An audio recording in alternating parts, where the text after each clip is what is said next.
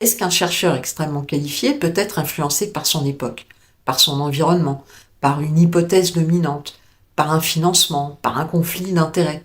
Évidemment.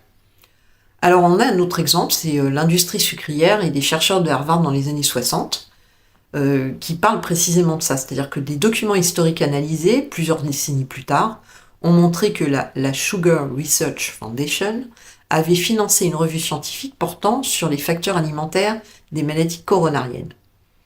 La revue, elle a été publiée, mais elle mettait fortement l'accent sur les graisses et le cholestérol et minimisait les arguments concernant le sucre.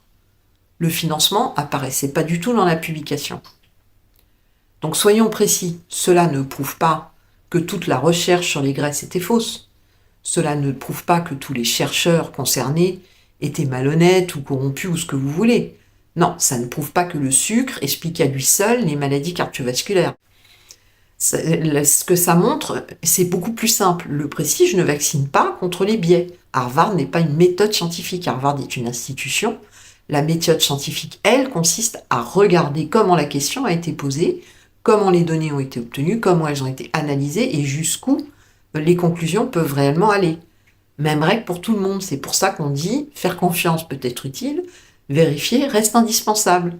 Et cette règle devient particulièrement importante lorsqu'on parle de nutrition.